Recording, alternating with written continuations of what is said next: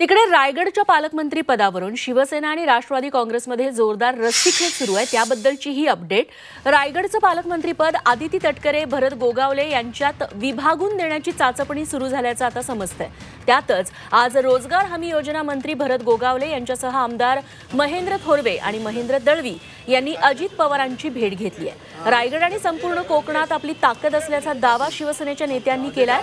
त्यामुळे रायगडचं पालकमंत्रीपद शिवसेनेलाच मिळायला हवं अशी मागणी आमदार महेंद्र थोरवे यांनी केली आहे। तर रायगडचं सहपालकमंत्रीपद कोणत्याही परिस्थितीत स्वीकारणार नसल्याची भूमिकाही त्यांनी घेतली आहे।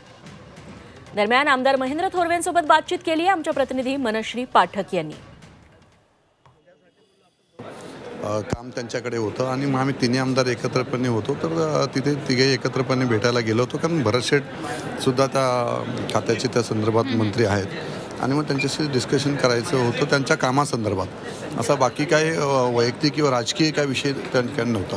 पण ज्या पद्धतीने भरत गोगावले म्हणतायत, विश्वास व्यक्त करतायत, खरं तर 2 दिवसात पालकमंत्री पदाचा वाद मिटेल, निर्णय होईल, काही ना काही निर्णय नेते मंडळी घेतील, तर सकारात्मक निर्णय येईल रायगडच्या दृष्टीने, विशेषतः तुमच्या बाजूने, शिवसेनेच्या बाजूने, असं वाटतंय का? बघा, रायगडच्या बाजूनी सकारात्मक निर्णय हा आलाच पाहिजे, कारण शिवसेने रायगडचं आहे आणि रायगडची शिवसेना आहे।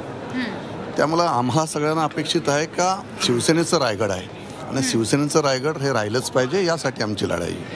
मात्र 2 दिवसात पालकमंत्रीपदाचा सकारात्मक निर्णय तुमच्या बाजूने येईल असा विश्वास वाटतो आणि सगळ्यात महत्त्वाचं की सहपालकमंत्री जर दिला रायगडला तर ते सहपालकमंत्रीपद स्वीकारण्याची शिवसेनेची तयारी आहे का?